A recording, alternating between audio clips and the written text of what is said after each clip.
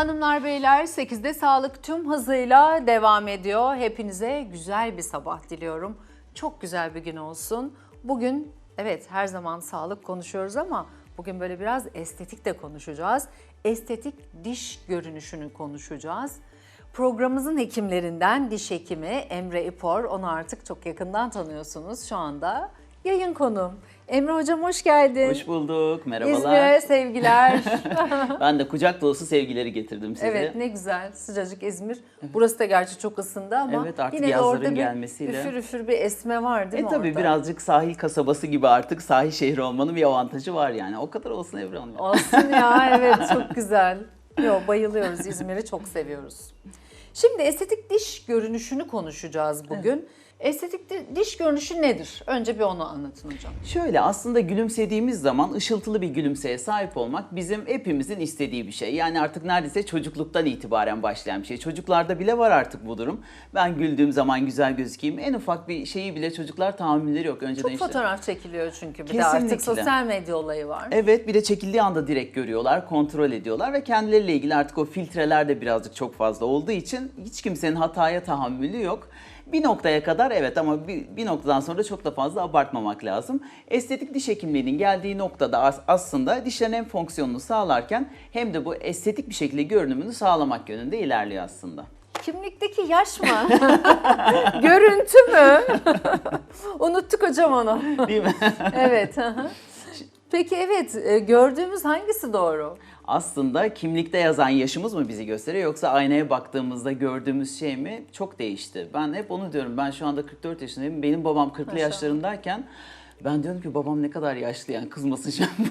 Evet ben aynı şekilde. Öyle geliyordu yani bize. Hani 40'tan sonra çok yaşlı bilinirdik yani. Benim çocukluğumda da hani öyle. Artık emekli olsun falan ama gibi düşünüyorum. Şimdi 50'ye çok yaklaşıyorken ben şu anda yani hiç onu kabul etmiyorum. Öyle zaten. Yani şu andaki yaşlar da çok değişti. Dolayısıyla nüfusta yazan sadece bir rakam aslında. Teknolojinin ve tıbbın getirdiği bir sürü avantajlar da var. Onları da kullanıyoruz. Çok ama güzel. bir şey atlıyoruz bazen, dişler. Şimdi bazen evet cilde çok güzel işlemler yapılıyor. Botoks, dolgu uygulamaları ya da bazı işte gençlik aşıları gibi mezoterapiler vesaire bir sürü şey yapılırken bazen bir bakıyoruz ki dişler arkada unutulmuş. Oradan dişler yaşı ele veriyor. O yüzden mutlaka onu da es geçmemek lazım. Çünkü yıllar içerisinde dişlerimiz aşınıyor. Sürekli fonksiyonel bir organ olduğu için açılıyor, kapanıyor, bir şeyler yiyoruz, konuşuyoruz gün içerisinde. Çok doğru. Ve dışarıdan etkilere maruz kaldığı için de aşınmalar oluşabiliyor. Aşındıkça o dişin dışındaki mine dokusu inceliyor. Alttaki sarı dentin dokusu ortaya çıkmaya başlıyor. Dişlerin boyu kısalıyor. Buradaki nazolabial çizgiler birazcık daha belirgin olmaya başlıyor. Ve aslında insanları rahatsız eden şeylerin temelinde de dişte var. Dolayısıyla mutlaka bu programı yapıyorken yani gençlik üzerine bir şeyler kendimizin bu yaşımızın en iyi halinde olmak istiyorken dişleri de çok unutmamakta fayda var. Kesinlikle hocam çok doğru. Peki hocam şimdi demişken estetik diş görünüşü demişken insanların en hızlı yaşlandıran ağız ve diş problemleri hangisi? En hızlı yaşlandıran böyle longevity'de de artık evet. Diş sağlığının yeri var hocam. Evet. Çünkü bütüncül gençlik, bütüncül sağlık diyoruz artık. Evet. Değil mi? Longevity'de de yeri var. Diş, evet. Ağız bakımının, ağız sağlığının. Ne diyorsunuz? Yaşlandıran hangi problemler? En önemli faktör aslında organ kaybı dediğimiz diş kaybı bizim için. Evet. Çünkü sadece diş kaybı bir diş kaybı olmuyor Ebru Hanım. Yani etrafındaki diş eti dokusu, kemikte erime yıllar içerisinde hatta yüze bile yansıyan bazı çöküklükler olabiliyor. Dolayısıyla bir diş kaybı olduğu zaman onu çok kısa bir sürede yerine koymakta fayda var. Çok üzülüyorsunuz değil mi siz diş biz kaybı çok üzülüyoruz ya. Son noktaya kadar çünkü biz savaşıyoruz. Hekim olduğumuz için içten gelen bir güdüyle onu hep kurtarmak. İşte kanal yapalım, dolgu yapalım. Hadi tekrardan ne gerekiyorsa yapalım. Son aşamaya sonuna kadar gidelim. En son aşamada çekilince üzülüyoruz. Çünkü çekim aslında bir acizdir yani. Hiçbir şey yapamadığımız bir noktada çekiyoruz. Çekince de oranın boş kalmaması gerekiyor. Çünkü dediğim gibi alttaki dişte ya da karşısındaki dişte uzama oluyor, devrilmeler oluyor. Ve bütün oradaki bizim planladığımız yapı bozuluyor. Aslında insanı en başta yaşlandıran şeylerden biri de o. Çünkü diş eti çekilmesini başlatıyor onunla beraber. Çok istediğimiz bir şey değil. Diş eti çekilmesi belli bir dönemden sonra, 40'lı yaşlardan sonra özellikle çok daha fazla hastalarda gözükmeye başlıyor. O zaman tabii dişin kron boyu dediğimiz gözüken kısmı bir tık daha uzuyor. Bu aslında bizim bilinçaltımızda biraz daha yaşlılar, hani hep böyle dedelerimizde, ninelerimizde gördük ya, daha böyle uzun dişler, kökleri çekilmiş, gülümsediği zaman direkt insanın aklına o geldiği için aslında yaşlanma efektini en fazla getiren şeylerden biri hem diş kaybı hem de diş eti çekilmesi. Evet. Peki mesela şeyi de sormak istiyorum hocam. Bembeyaz dişler her zaman genç görünmeyi mi, yani ilintili midir? Aslında baktığımız zaman beyaz dişler fresh bir görüntü veriyor bize. Evet. Ama çok beyazlar vermiyor Değil. o görüntüyü Evet, evet. ya. Kimisi Nedense. çok istiyor yani onu, Çok özellikle yurt istiyorlar, dışından evet, gelen ama mesela ona hastalarda. baktığında yapılı dişim ben diye bağırıyor aşırı. Uzaktan böyle floresan gibi parlayan dişler oluyor. O Evet. görüntüyü biz hekimler olarak istemiyoruz. Bizim İstemiyorsun. istediğimiz şey tabii doğal bir beyazlık. Yani bakıldığı zaman belli olmayacak. İşte size ne yapıldığı çok anlaşılmayacak ama ışıldayan bir gülümse.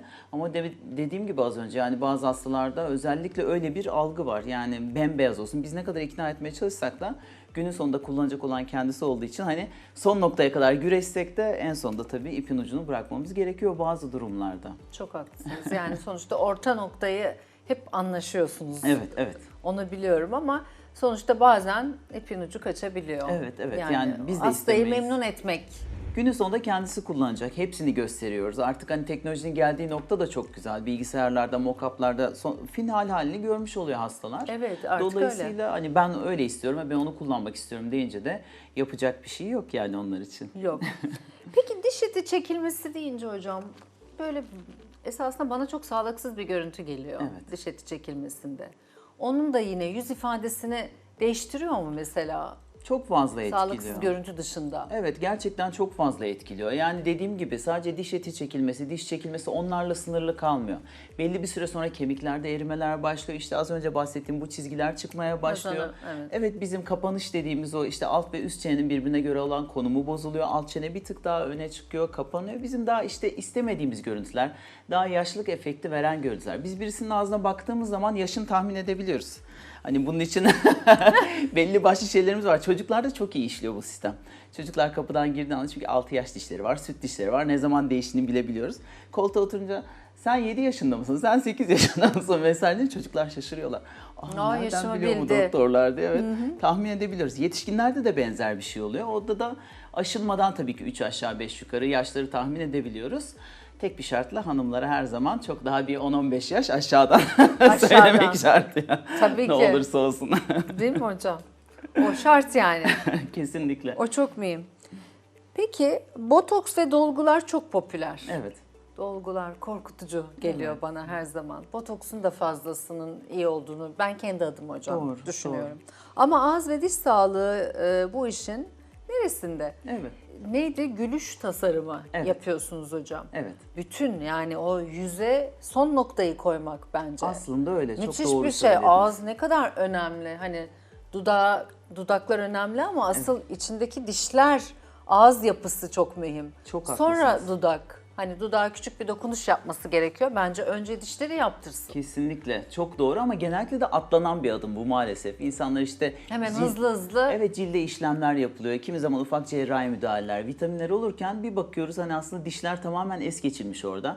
Hatta bazen, yani bazı hastalarımızda 40'lı yaşlarda, işte 30'lu yaşların sonunda gülüş tasarımı yaptığımız zaman etrafındakiler soruyorlar, ne yaptırdın? Aslında sadece dişleriyle ilgili bir tedavi. Tedavi olurken de ama bir gülüş estetik bir tasarımı. tedavi. Evet, ama işte dudaklar hemen şekil almaya başlıyor. Çünkü dişler dudakları içeriden gerçekten destekleyen organlar. Dolayısıyla olması gereken konuma aslında getiriyoruz dudakları. İşte çizgilerimiz bir tık daha açılmaya başlıyor ve yüze şahane bir ferahlık gelmiş oluyor. Dolgu deyince tabii bizim branşımızda aklımıza gelen şey diş dolgusu. O yüzden siz söyleyince böyle birazcık önce diş dolgusu mu acaba gibi düşündüm. Aslında dermal dolgulardan bahsediyorsunuz. Siz tabii ki hani Onlar biraz korkutuyor. biraz korkutucu, çok görüntüler, yani çok radikal büyük şeyler biraz tabii korkutuyor. Mesafeli Ama olmakta mezoterapi fayda var. bakımlarına bayılıyorum hocam. Harika. Yani benim için bu arada şunu da söylemek istiyorum. İşte cilt bakımı, ağız bakımı. Evet. İşte ben çok düzenli giderim hocam. şahanesiniz vallahi. yani Herkese örnek gösteriyoruz. gerçekten hani çok düzenli giderim. Hani bu yıllardır böyledir. Hiç şaşmaz. Çocuklarımı keza öyle alıştırdım her zaman. Yani benim için cilt bakımından bir farkı yok. Çok güzel. Ve oraya gitmem için diş ağrısı yaşıyor olmam gerekmiyor. Zaten gittiğiniz için de ağrımıyor zaten tahminimiz. Yani evet, hani bir şey varsa orada görüyor zaten. Kontrol de olmuş olduğu için.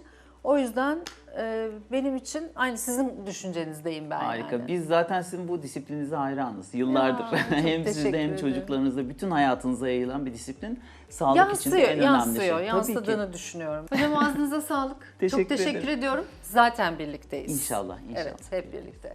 Hanımlar, beyler 8'de sağlık tüm hızıyla devam ediyor. Hemen geri geliyorum.